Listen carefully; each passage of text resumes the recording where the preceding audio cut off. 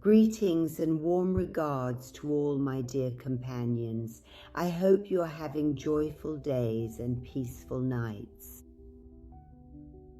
This is the second part of the Grandmother's Talk video. If you haven't seen the first part, please watch it first. After that, the second, third, fourth, fifth, and so on will follow in order. If you start from the middle, it won't make much sense to you. These are some of Grandmother's words, and all the predictions she has made and everything she has said have turned out to be true. Up until today, everything that has been said has come to pass. Before anything else, I ask my higher spirit to be within me, to be with me, and to guide me. And may whatever comes out of my mouth be a light of hope that enters your homes.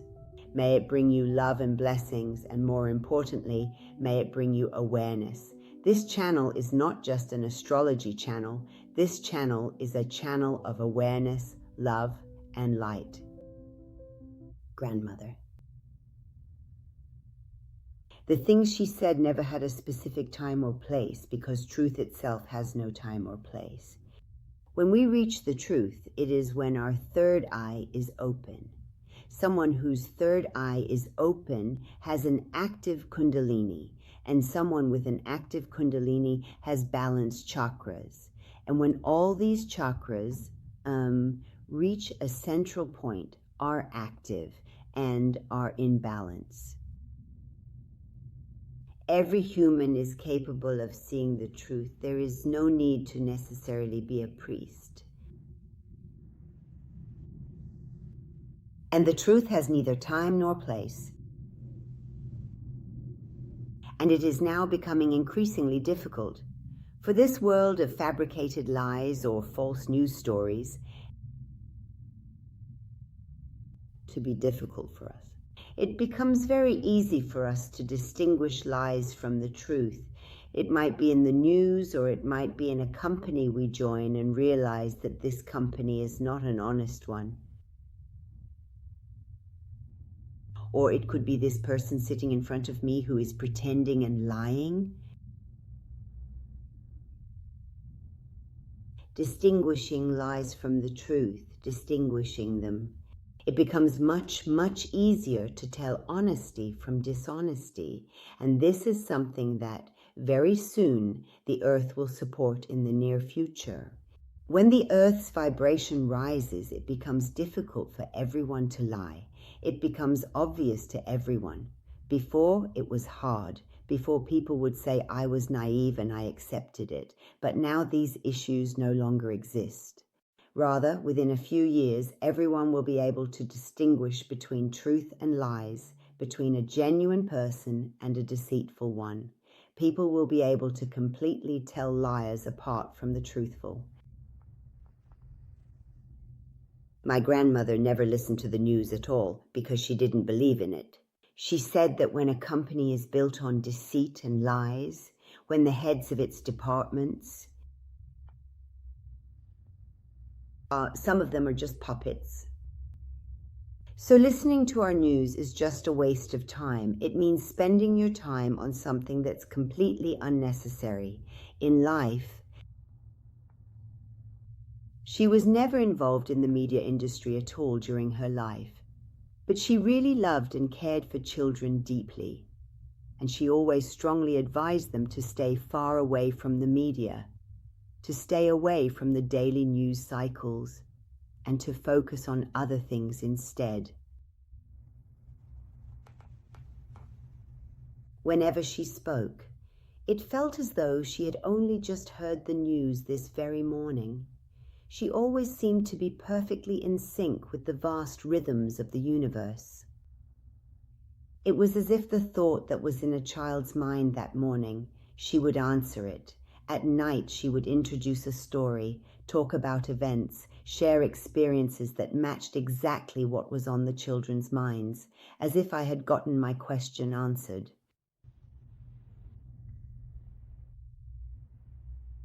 She held a profound and unwavering conviction that life itself is a vast collection of conscious awareness and love. a radiant light that exists deep within us. Its reflection returns to our current life. Our everyday existence and routine, in fact, is a direct reflection of the level of our inner awareness. And when that awareness begins to expand and increase, false love is replaced by true love. And when our light shines on events, circumstances, destinies, and our surroundings, we can see everything clearly. So the way we live, how much suffering and torment we feel, or how much peace we experience, and how sometimes we think that blessings come into our lives from somewhere without us even realizing it, all of this depends on the very depths of our conscious level of awareness. And as I grew older and more mature, I came to firmly believe that what my grandmother said back then was completely and undeniably accurate in every way. She could even identify and recognize specific individuals over the phone, or even from behind the television set, just by hearing their names mentioned, and without even listening to what anyone actually said. She would instinctively tune herself directly into that person's unique spiritual energy. As a matter of fact, her eyes would perceive and interpret the other person's vibrational energy, rather than simply accepting what they were saying. The energy would change color for her, this aura around people. The colors would change for her when someone was afraid, when someone wanted to lie, when they wanted to wear a mask or pretend, or when they spoke from the heart. For those who spoke sincerely and honestly, the aura was much brighter. And for the rest, she would just look at them calmly, offer a piece of advice and move on. She didn't want to change anyone. She would say, everyone will change in their own time and reach awareness. That's why she loved children so much. She would say that children's auras have infinitely beautiful colors. To her, children were pure. Young children simply didn't know how to pretend. They always spoke directly from the heart. And this sincere honesty touched their grandmother's heart very deeply. She insisted that the world must become aware, otherwise there is no way for humanity to improve. The only way for humans to be freed from the chains that have been bound to their feet by endlessly cruel exploiters is awareness. And she believed that an aware person is God's favorite child or God's chosen one.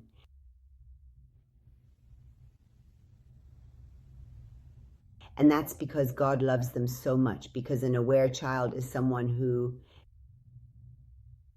He would send all the blessings to that person ahead of others. He would give them everything. He said, when you are aware, it's as if the universe gives you all the rights. And when you are unaware, it takes all the rights away from you, so that this becomes a lesson for you to grow, for you to learn. It's not that you are being punished by the universe, but rather it is placing obstacles in front of you, creating barriers so that you yourself can open those paths and gain awareness. And then, like rain, it pours blessings onto your life. It removes the obstacles from your path in a miraculous way. You have a desire, you wake up in the morning, and suddenly someone or something comes along, and you don't even know how, but it brings you closer to your goal. But when you lack a sense of true belief, and you possess no inner faith, or you still haven't yet fully connected yourself to the universe, it's almost like Imagine that you've actually cut off your own hand and set it aside. And no matter how much that severed hand gets hurt or injured, you simply don't feel it anymore. Even if someone gently caresses it, you still don't feel it, because there is no longer any living connection between you and your higher spirit. It is just like a broken telephone wire. It says that those individuals who find themselves in this state, they try to pray, but still find they aren't connected. They just sit and pray and wait for a false god, one made by human hands, to grant their prayers. But the telephone wire is cut. So first, we really need to make sure the telephone wire is fully intact, so that the other side can actually hear us clearly. He insisted that the children should not become like their parents, should not follow them, because they are a better generation, because they are a generation with awareness, because they are the next generation. And if we try to imitate our parents and follow in their footsteps, we will not bring any change to the modern world. The world is in motion, it is growing, and children come and the old pass away. So he also insisted on teaching the children that they don't necessarily have to take up their father's profession. You don't have to always listen to your parents and pursue the education or fields they want. Instead, find yourself. Once you find yourself, because you were made for something and sent here for that purpose, that is our job. It is our job to discover it. So gaining rank or status within the family hierarchy doesn't solve anything. Instead, we just remain stuck in place in a kind of special ancestral and family karma. But when we break this and find ourselves, why I came here, then you find your own growth, you find yourself, you find your mission. And if you try not to be deceived by the world outside and not to fall into that valley of forgetfulness, because most of us humans come here with a purpose, but we fall into that valley of forgetfulness. And if they raise a child in such a way, specifically choosing not to do this to the child will find their own path. It's not necessary to pass on the grandfather's beliefs to them. The child is aware and knows for themselves, and we no longer block their chakras by forcing them to obey their parents or by following customs that tell us we're being disrespectful or breaking tradition. If we don't listen to the elders, we can still respect them, but we should find our own path ourselves. He used to say, elders only have wishes. For example, I only wish for a car, but they don't realize that first they need to learn how to drive. Because if God gives a car to someone who doesn't know how to drive, that person will have an accident and die. But elders never stop to think, why? Why hasn't God given me what I want right now? Because it's not the right time, because it's not in your best interest. And why did he take something away from me? Because there was a lesson in it. He said elders don't pay attention to their own desires at all. Instead, I wish for what I see in others and don't have, and I long for and desire those things. For example, maybe my wish isn't really for a big house, but because I live in a society where everyone around me has a big house. I also sit and wish to have a big house, but maybe that's not even aligned with my soul's path. Maybe I should go live in a village in a mud house. And these are the things that when we fall into the material world and get caught up in the matrix and the third world, we confuse their places with each other. We need to see what it is that I want outside of all social standards. If I want a better car, a better life, or to travel to a certain place, it shouldn't be because my friends went and I didn't. Instead, I should see which country my higher soul is calling me to, shouting at me to go there, like go to India. But because of the traditions that have been given to me and this computer, my mind, that has absorbed all this information and power, it tells me I should go to Paris because everyone has seen Paris and I haven't. And her whole insistence was that kids should make decisions for themselves because our third eye is open.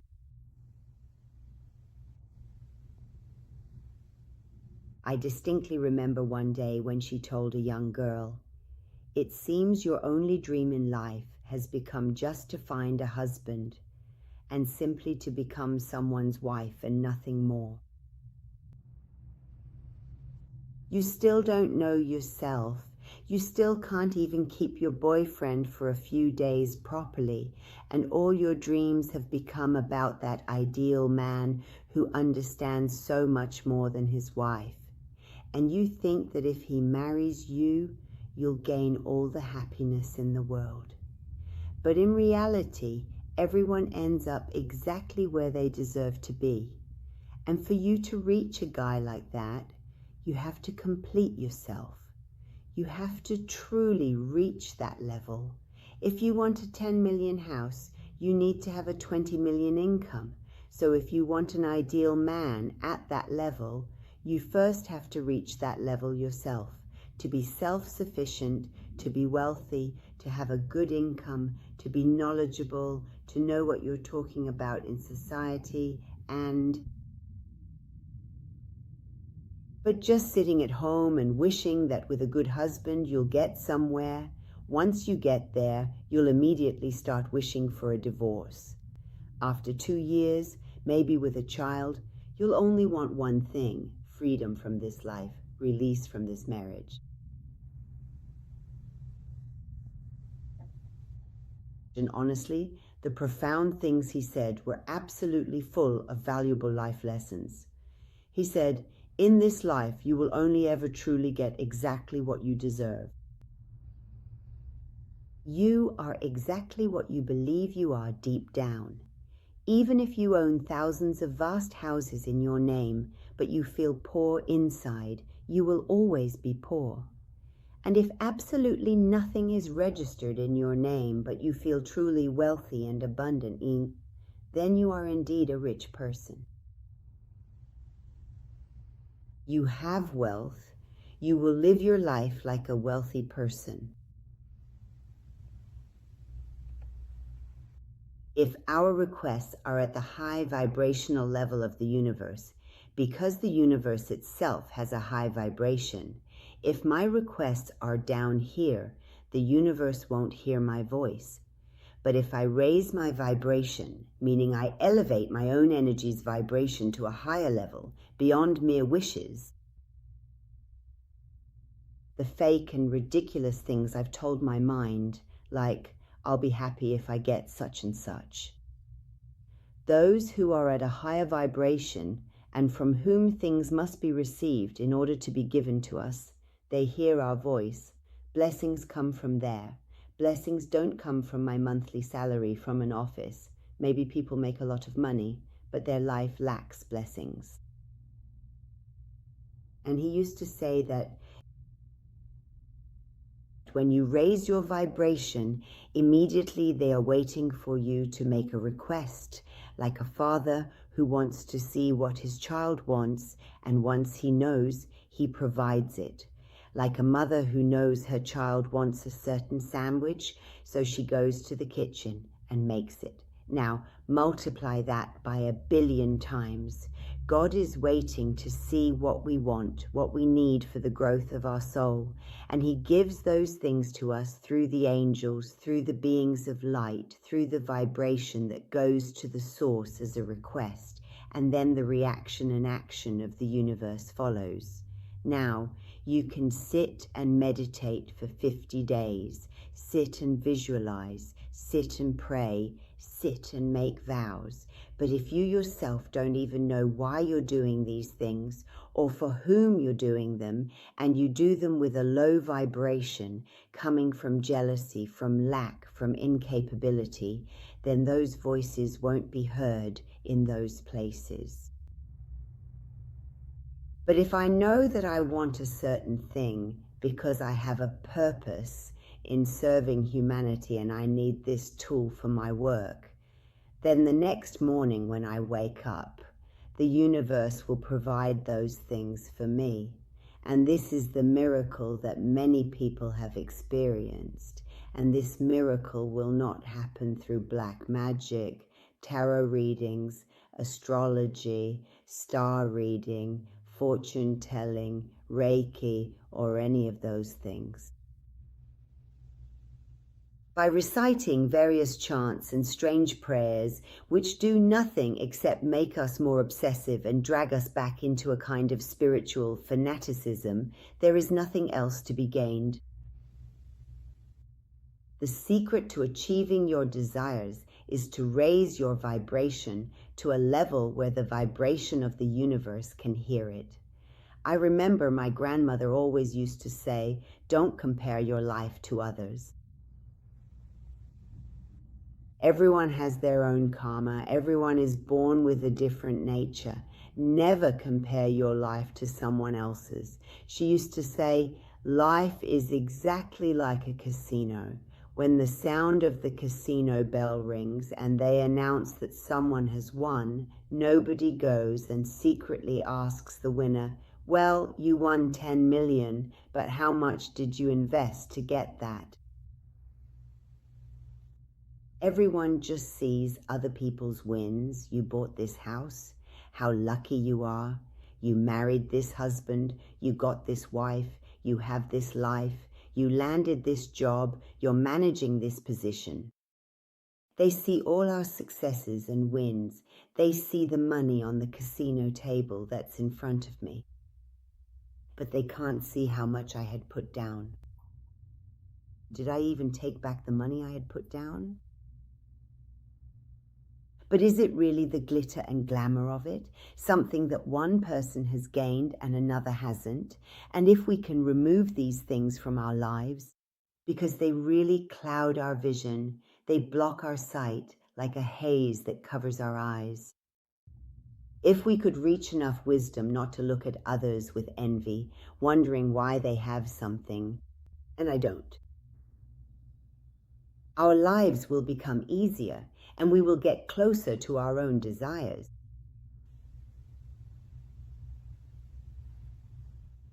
We all see the winners, but we don't know how they got there.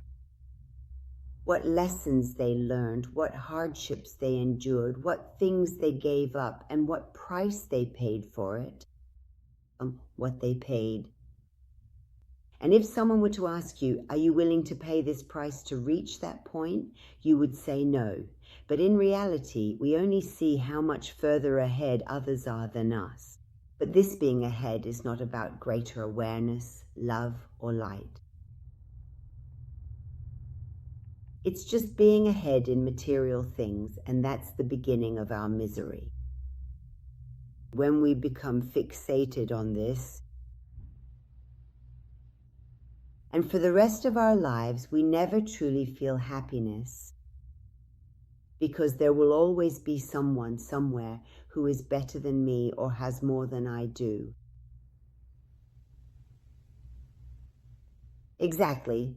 But if I take the opportunity to think about myself instead of thinking about others, who am I?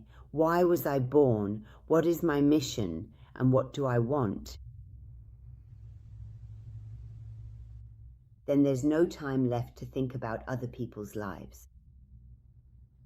The years pass by, and we only live in regret. They don't even have the power to spend their own money on themselves, because out of greed, wanting to hold on to it, we keep them living miserly, miserable, and poor lives. So playing the victim, complaining, and turning to the false and fabricated gods of mankind will not solve any of our problems. Wolfgang Amadeus Mozart used to frequently say that humans are often prisoners of their very own limiting beliefs and of their own deeply toxic thoughts. If you're not enjoying life, you need to change your beliefs, not your neighbor, not your country, not your job.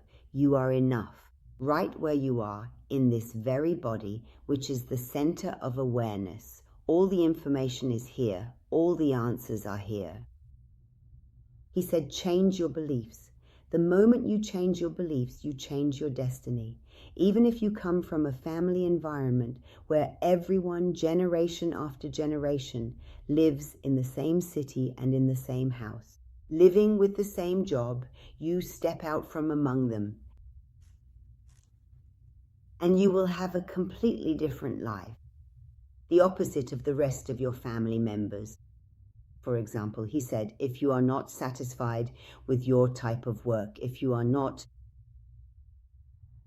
satisfied with your workplace, if you are not satisfied with your life, if you are not satisfied with your appearance or physique, if you are not satisfied with the emotional and financial failures that you are constantly struggling with daily for months and years, and you can't find a way out, can't you find any solution?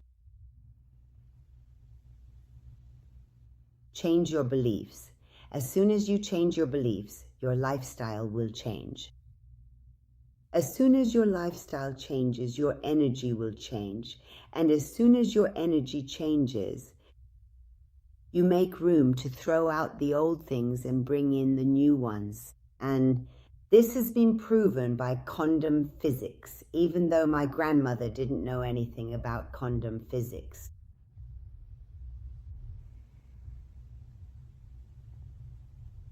At the moment when you truly feel and believe that you are fully prepared and ready to receive, the rest, the universe will bring to you on a silver platter. You just need to take the first step. And there are times when you take thousands of steps, recite thousands of prayers, make thousands of supplications, imagine thousands of things, but none of them come true. The fundamental reason for this is that deep down inside, there is a persistent belief that I'm simply not enough. I'm not sufficient. And I honestly don't see myself in that position at all. So if you want to make a change, don't create a hero out of someone else, thinking that someone else will come and change my city and my country, or that someone will come and change my life. If it were like that, it would have happened that way. If it were like that, it would have happened that way. The ifs won't change your life. The ifs will stay with you for the rest of your life, just like that. But if you want to change, take the first step in your belief. Believe that you are worthy. No matter what happened to you as a child that created this illusion that you are not worthy and others are, that others are better than you. Remember, we are all pearls. We are all in the same sea. We are all pearls. Inside every shell, there is a pearl. I remember it was said, if you want something, wish for something big. Don't wish for something small. Think big, dream big, live big. Expand your heart, raise your expectations, elevate your spirit. A low spirit means low energy. A high spirit means high energy.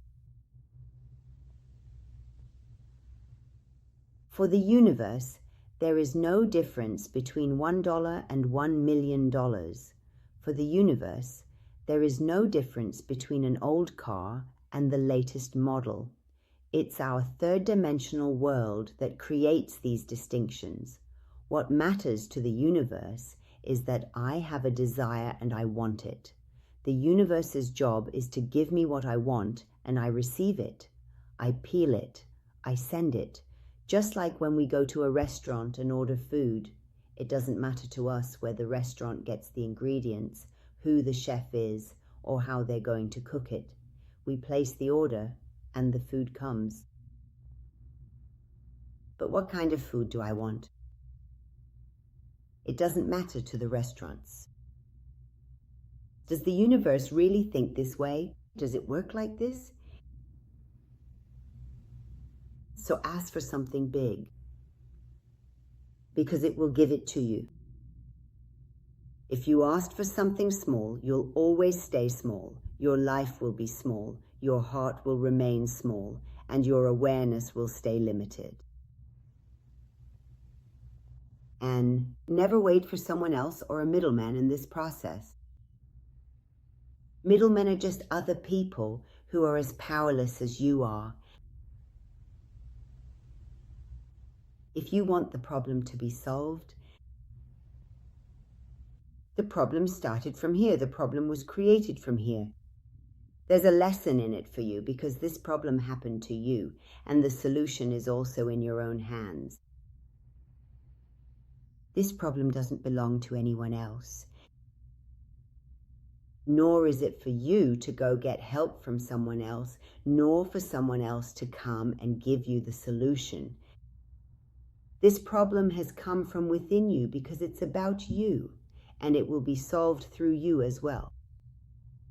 Not by playing the victim, because our Creator does not like victims. Our Creator wants to see the power within you, and when you become empowered, you become His beloved child, and you can achieve anything. The first step is to be honest with yourself and say where the problem came from.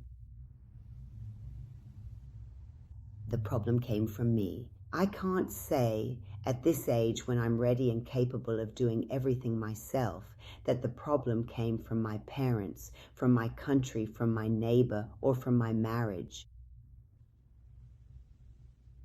If I am able to eat, able to breathe, able to sleep and wake up, and able to defend myself, so I must take responsibility for my own life, because my mind is sound. So don't let helplessness, weakness, and crying become a habit.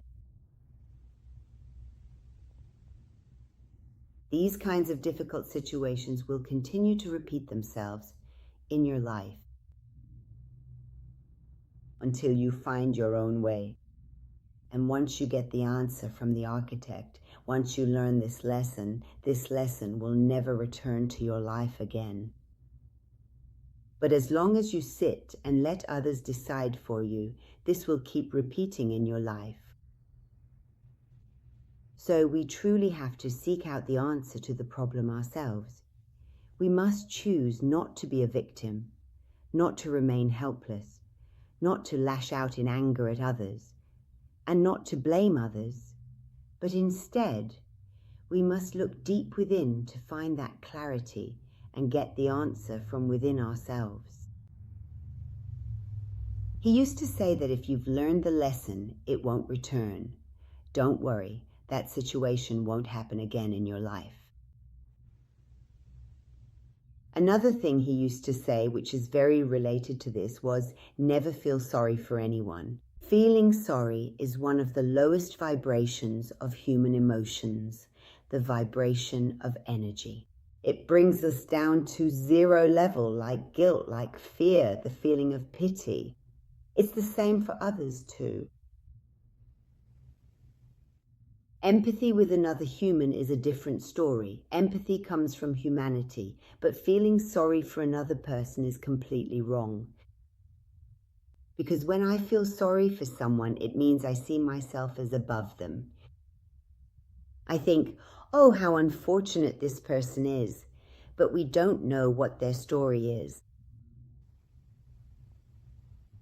That's why she would never let the kids feel sorry for someone else. For example, someone with a disability. She wouldn't let them feel pity for them, cry for them, feel sorry for them, or go help them, she would say. Don't help children who have disabilities. Because they are people who chose themselves to be born under these conditions. If we look at the spiritual ranks of those who have disabilities or are born with very strange illnesses, their spiritual level is actually much, much higher than ours. It is significantly higher than we can imagine. And their souls truly have a much higher rank than ours, since we have much lower vibrations and a lower rank. In fact, they are guides, they observe us, and they are not beneath us, nor are they less capable.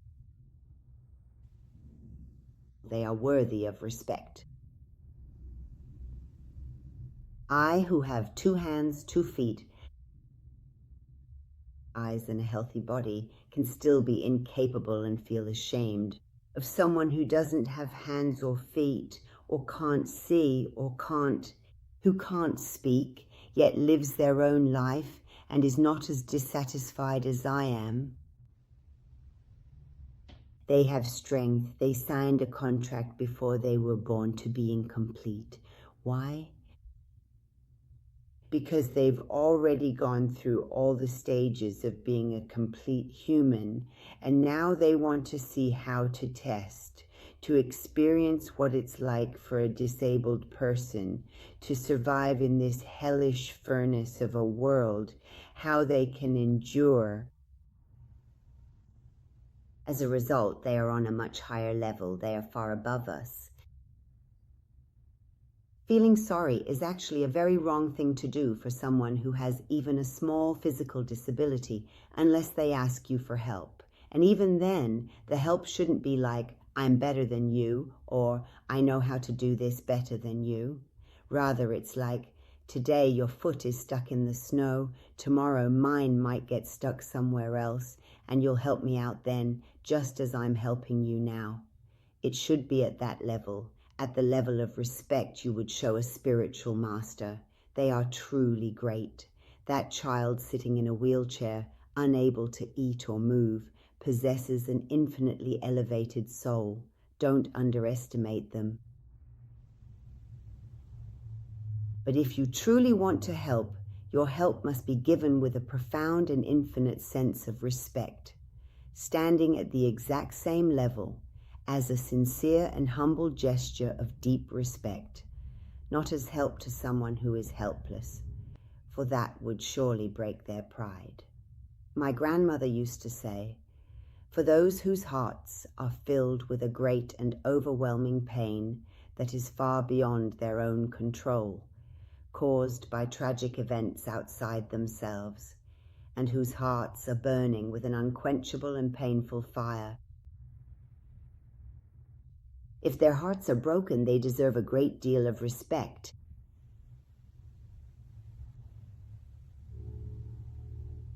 Those who bear great pain but do not complain, do not grumble, do not pollute the energy wherever they go, do not spread negativity, do not sit and talk about their pain just to attract attention, and do not play the victim role. Instead, they hold their heads high and say, we are fine. Because they truly believe that they are fine. Because they have become the embodiment of the universe. Because they have faith. We only have 2 states. Either we are afraid of losing, afraid of becoming poor, afraid of losing our loved ones, or we have faith. If you have fear, there is no room for faith. If you have faith, there is no room for fear. You have to choose one. The 2 cannot coexist in the same bowl. And he had a deeply held respect for those people who have suffered a great loss, like losing a loved one, their young child, or unexpected accidents, or for any other reason.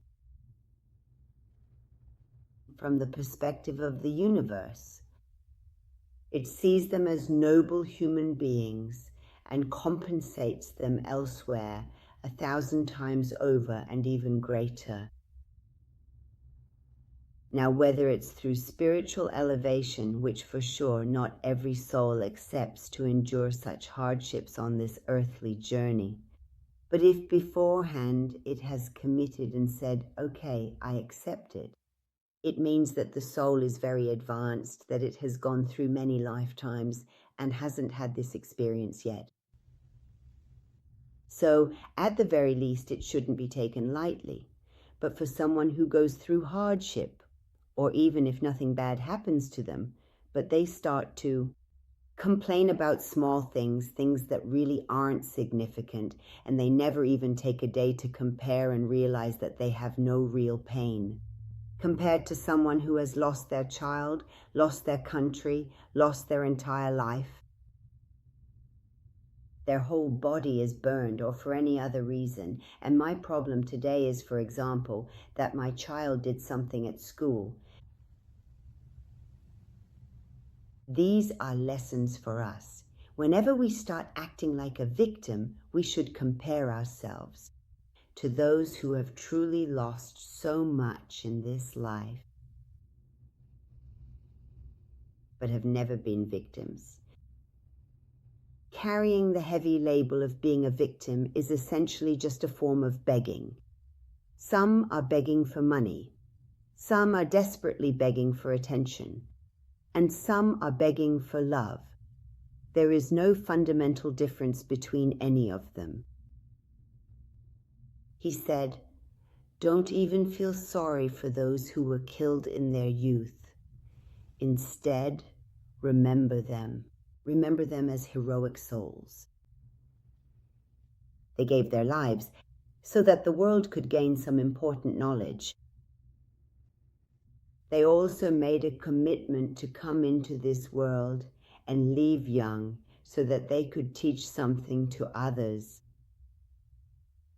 to bring about a transformation. Therefore, we shouldn't just sit and feel sorry for a young person who has been killed, whether in war or in an accident, for any reason, whether they were killed innocently or lost their life for no reason, whatever the cause may be. Instead, we should remember them and send them light. To the souls of those who had made a commitment up to that point and had come so that their survivors could learn something, what lesson is there in this? Is it a tangled skein? We don't know for certain, but there is a lesson to learn here. Every loss, every person who passes away carries many lessons for those left behind and for that person's country as well. There are lessons for that person's fellow citizens, for their relatives, for their family, for all of them. And oh dear, to those who did not learn the lessons and only sat in regret over the loss, becoming mournful. If in a country many young people are lost, the survivors must know that instead of seeking revenge for the person who gave their life, they should show compassion. They should use it to improve themselves. That is, the wish of the one who left was for them to give that to themselves. The reason these heroic souls came was meant to serve all of humanity. They are the dedicated ones who, step by step, lead our entire planet, our Mother Earth, toward a better progress. They are the ones who move it forward. Those whose souls took flight earlier than we wished, it was their own decision.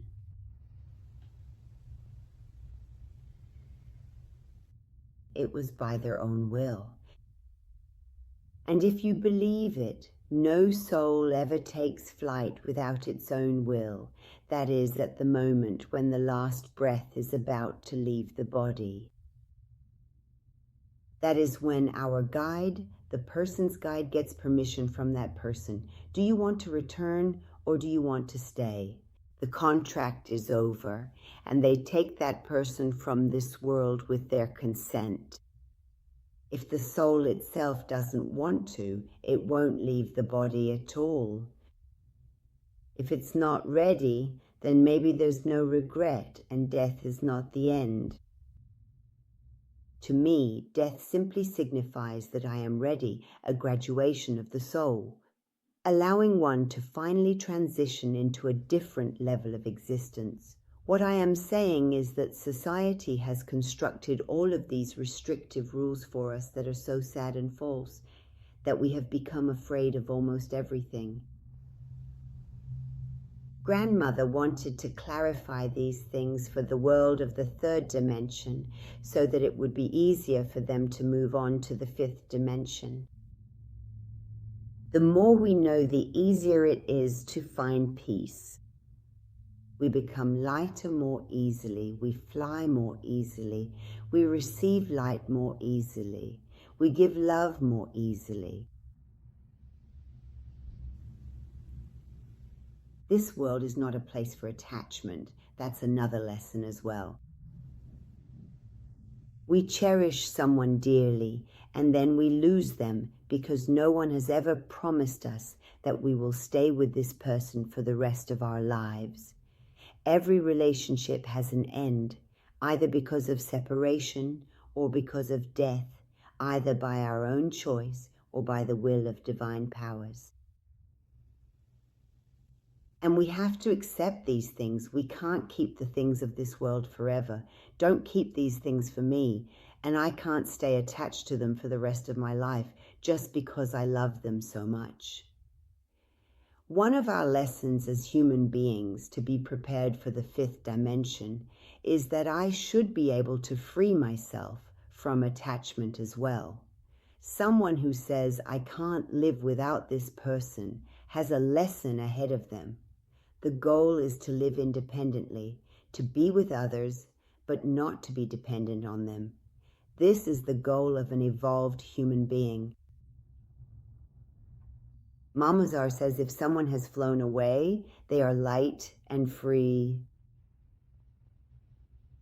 Their work here is done, their soul's contract is complete, and they have reached ascension. Why don't you think of it this way? Why do you keep the soul of the departed in pain and years of mourning? Why do you cause them suffering? All you need to do is simply wish for their higher ascension.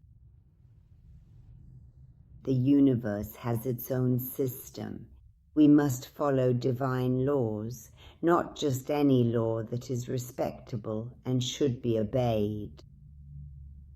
But let's not uphold the man-made laws that have been created to exploit people.